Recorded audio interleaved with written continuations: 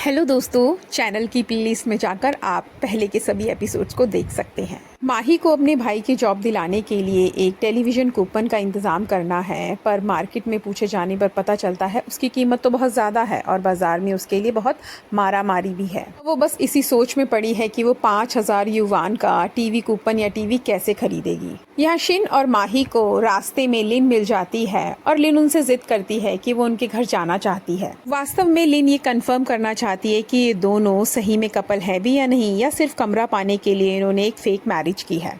ये दोनों भी लिन की चालाकियों को जानते हैं और माही शिन को इशारा कर देती है अपने कमरे को संवारने के लिए।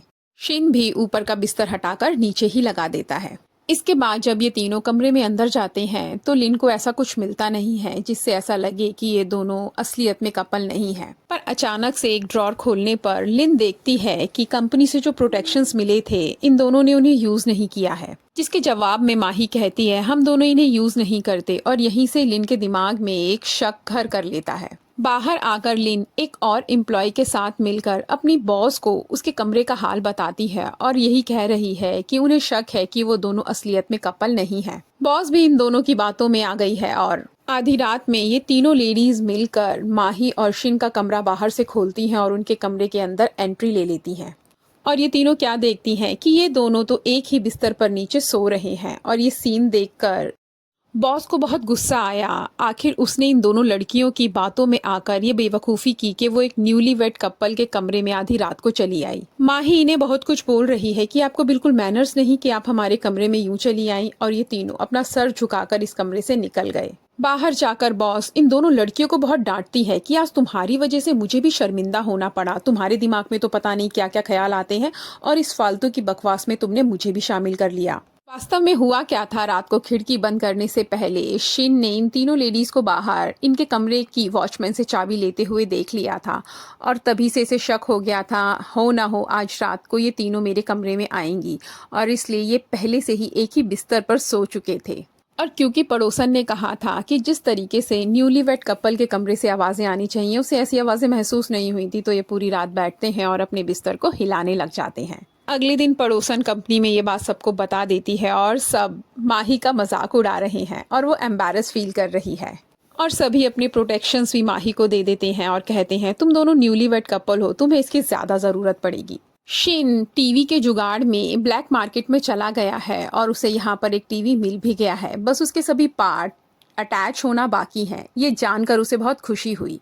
माही की पड़ोसन अपने उस आधी रात वाले बिहेव पर माफी मांग रही है। आई एम सॉरी, मैंने तुम पर शक किया, और साथ ही कहती है कि सॉरी, मैं तुम्हारे भाई को जॉब नहीं दिला पाऊंगी। मैं तुम्हारी फाइनेंशियल कंडीशन को जानती हूँ, तुम कहाँ से टीवी अरेंज करा पाओगी, इसलिए मैं वो जॉब उसी आदमी को दूंगी जिसने मुझे टीवी कूपन देने का वादा किया है। इतने में यहाँ पर शिन भी आ गया और वो एक टीवी कूपन वांग के हाथों में रख देता है, जिसे देखकर वांग खुश होती है और प्रॉमिस करती है कि तुम अपने भाई के डॉक्यूमेंट्स को रेडी करो, ये जॉब मैं उसी को दिलवाऊंगी। पर घर जाने पर उसका हस्बैंड बताता है कि ये तो हाथ से ड्रॉ किया हुआ एक नकली कूपन है। तो इस कूपन को लेकर वो माही के पास पहुंचती है और बहुत भला बुरा कहती है, जिस पर शिन माफी मांगते हुए कहता है मुझे सिर्फ 10 दिन का समय दो, मैं तुम्हारे लिए टीवी को कहीं से अरेंज कर ही दूंगा। अब माही को यही सोच सोच के चिंता सता रही है कि आखिरकार वो टीवी या टीवी कूपन को कैसे अरेंज करेगी, जिस पर शिन कहता है कि माना हमारी शादी फेक है, पर फिर भी हम दोनों एक दूसरे के हस्बैंड वाइफ तो हैं, तुम चिंता मत करो, तुम्हारी प्रॉब्लम मेरी प्रॉब्लम है, मैं कहीं ना कहीं से टीवी अरेंज कर दूंगा। शिन की बहन के प्रोफेसर उसे एक प्रोजेक्ट में लेना चाहते हैं, पर इस प्रोजेक्ट के लिए हो सकता है उसे शहर से बाहर जाना पड़े, पर इसमें उसे कोई दिक्कत नहीं है, प्रोजेक्ट के लिए वो बाहर जाएगी। जब वो घर जाती है तो देखती है कि आज डॉक्टर उसकी मैथमेटिक्स की प्रॉब्लम को सॉल्व कर रहे हैं, जिसे देखकर उसे डॉक्टर पर प्यार आता है और वो उसे किस कर लेती है।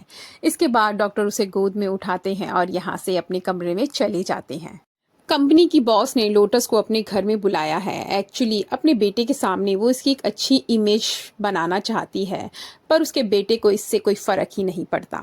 यहाँ माही का भाई अपने इन लॉज को अपनी जॉब के बारे में बताता है तो पहले तो वो खुश होते हैं, पर जब उन्हें पता चलता है कि ये मिल्क बॉटल्स को धोने का काम करता है तभी उनके चेहरे पर मायूसी आ जाती है। अब वो नहीं चाहते कि उनकी बेटी की शादी इस लड़के से हो।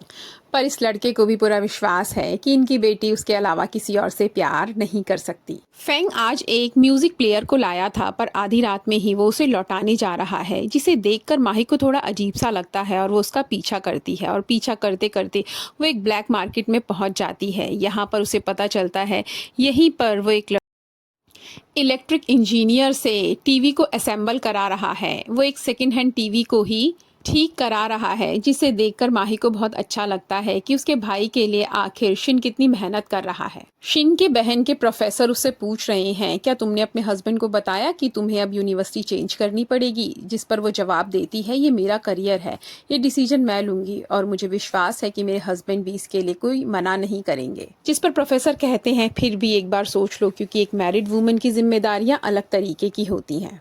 रात को वो अपने हस्बैंड को ये बात बताने ही वाली थी कि कल वो दूसरे शहर चली जाएगी, पर शराब के नशे में वो लिली का नाम पुकार रहा है, जिस नाम को सुनकर वो एक बार फिर से परेशान हो जाती है। और उसी दौरान वो बताता है कि मैंने बहुत से पेशेंट्स की जान बचाई, आई एम सॉरी लिली, मैं तुम्हें बचा नहीं पाया। अब इसे पता चल चुका है कि अब भी उसका हस्बैंड उसी लिली के प्यार में है, और तभी उसके पर्स से एक फोटो निकलती है जो हूबहू उसके जैसी है, और ये लिली की तस्वीर थी। सुबह इस तस्वीर के पीछे वो अपनी यूनिवर्सिटी का एड्रेस लिख के और ये बता के कि मैं यहाँ से जा रही हूँ, चली जाती है। सुबह उठने के बाद डॉक्टर के हाथ जब ये तस्वीर और नोट लगता है तो वो उसका पीछा करते हुए रेलवे स्टेशन जाते हैं, पर तब तक उसकी ट्रेन निकल चुकी होती है। यह माही और शिन दोनों मिलकर अपनी पड़ोसन को फाइनली टीवी गिफ्ट कर देते हैं, और जब ये टीवी चलता है उसे बहुत खुशी होती है। उसके साथ वो लगभग सभी पड़ोसियों को बुलाकर अपनी टीवी को दिखाती है और साथ ही ये वादा करती है कि वो जॉब उसके भाई को ही दिलवाएगी। माही शिन को देख देख कर खुश हो रही है, क्योंकि ये टीवी उसी की वजह से पॉसिबल हो पाया गिफ्ट करना। वो शिन को कहती है, आज जो तुम मुझे मांगोगे वो मैं तुम्हें दूंगी, जिस पर वो कहता है ठीक है, तो मुझे एक किस कर दो, और ये सुनकर वो शर्मा जाती है। जबकि शिन ने ऐसा मजाक में कहा था, फिर भी आज पहली बार माही शिन को एक किस कर देती है, जिसे सोचकर शिन शॉक्ड रह जाता है। ऐसा पहली बार हुआ था कि ये दोनों एक दूसरे के इतने नजदीक आए थे। रात को सोते वक्त माही उसी किस के बारे में बार बार सोचे जा रही है और नीचे झांक झांक कर शिन को देख रही है। पड़ोसन ने भी अपना वादा पूरा किया और माही के भाई को अगले दिन ही कंपनी ज्वाइन करा दी, और माही के भाई की पोस्ट माही की पोस्ट से भी ऊंची है। इस पोस्ट को ज्वाइन करके माही के भाई को बहुत प्राउड फील हो रहा है। यहाँ लोटस मियान को पटाने की कोशिश में लग गई है, पर मियान है कि उसके ऊपर ध्यान ही नहीं दे रहा। पर फाइनली वो चाल चलते हुए अपनी चोट की तरफ उसका ध्यान आकर्षित करती है, तो उसका ये प्लान काम कर जाता है। पूछने पर वो बताती है, तुम्हारे लिए जो नॉवल लेकर आई हूँ उसी को ऊपर से उतारते समय मैं नीचे गिर गई, तभी मेरी ये चोट लगी। और बातों ही बातों में वो मियान को प्रपोज कर देती है, जिस पर सीधे से मियान मना कर देता है। तो रिप्लाई में लोटस कहती है, मुझे पता है तुम माही को पसंद करते हो, पर अब माही की तो शादी हो चुकी है, इसका मतलब ये नहीं कि तुम किसी से प्यार ही ना करो। और फाइनली मियान उसकी ये बात सुनकर उसके साथ डेट पर चलने के लिए हाँ कह देता है। शिन अपने कमरे के कॉर्नर में कर्टन लगाकर नहा रहा था, पर एक पल के लिए माही उसे बिना कपड़ों के देख लेती है और एम्बैरस फील करती है। इस बात को कवर करने के लिए शिन कहता है, ये कॉर्नर सही है, तुम भी यहाँ पर नहा लो, मैं कमरे से बाहर चला जाता हूँ। और जब शिन कमरे में वापस आता है तो माही को जब भीगा हुआ देखता है तो देखता ही रह जाता है। इस बात को माही भी नोटिस करती है। माही अपने भाई को लेकर उसकी होने वाली ससुराल में उसकी शादी की बात करने के लिए गई है, और वहां पर वो बताते हैं कि अब उसकी एक हायर डेजिग्नेशन वाली पोस्ट पर जॉब लग चुकी है। पर फिर भी उसकी गर्लफ्रेंड के पेरेंट्स इस शादी के लिए अग्री नहीं है, और भाई तो सख्त रूप से खिलाफ है। बातों ही बातों में उसे पता चलता है उसके भाई ने जिस लड़के से अपनी बहन की शादी फिक्स की है, शादी के बाद वो लड़का उसके भाई के प्रमोशन में हेल्प करेगा। इसका मतलब उसके भाई का भी स्वार्थ है उस लड़के से अपनी बहन की शादी कराने में। और पेरेंट्स भी अपने रिचुअल के अनुसार शादी से पहले टिंग से फर्नीचर की डिमांड कर रहे हैं, पर अभी टिंग के पास इतने पैसे नहीं कि वो इतना सारा फर्नीचर अपने इन लॉज को दे दे। और फाइनली सभी लोग अपनी सेविंग्स को निकाल कर टिंग की इन लॉज के लिए फर्नीचर बनाने के काम में लग जाते हैं। शिन को इतनी मेहनत करते हुए देखकर माही के पेरेंट्स को अपने दामाद पर भी प्राउड फील हो रहा है। कुछ ही दिनों में शिन ने सारा फर्नीचर तैयार कर दिया और ये टिंग के इन लॉज के यहाँ पर पहुँचा दिया गया। फर्नीचर लेने के बाद भी उसके इन लॉज ऐसा बिहेव कर रहे हैं कि वो अपनी बेटी की शादी टिंग से नहीं करना चाहते, जिस पर माही सामने आकर बोलती है कि आपकी प्रॉब्लम क्या है। अब तो टिंग की जॉब भी अच्छी लग गई है और उसने वादे के अनुसार फर्नीचर भी दे दिया है। फर्नीचर के जो लकड़ी आई थी उससे थोड़ी सी लकड़ी बच गई थी, उसी से शिन ने अपने लिए भी एक बेड बना लिया और माही की कंफर्ट को ध्यान में रखते हुए उसने बेड के बीच में एक लकड़ी का बॉर्डर भी लगाया है, जिसे देखकर माही को बहुत खुशी मिली। लेकिन आज रात को सोते समय उनके बगल वाले कमरे से इंटीमेट होने की आवाज़ें आ रही हैं, जिसकी वजह से माही थोड़ा अनकंफर्टेबल हो जाती है। और अब फाइनली माही के भाई की शादी हो जाती है और वो दोनों बहुत खुश हैं। रात को सोते समय शिन माही को बता रहा है वो आखिरी मुलाकात जब मैं तुम्हें तुम्हारे पैसे देने आने वाला था। तुम्हें लगता होगा ना कि मैं वो पैसे कभी देने नहीं आया। एक्चुअली उस दिन कुछ लड़कों ने मुझे रास्ते में पकड़ लिया था और वो पैसे मुझसे लूट लिए थे और मैं उसके बाद तुमसे कभी मिल ना पाया। माही क्योंकि अब तक शिन के बारे में गलत सोच रही थी, वो शर्मिंदा होती है और सोच रही है कि शिन कितना अच्छा है, उसने उसकी फैमिली के लिए कितना कुछ किया।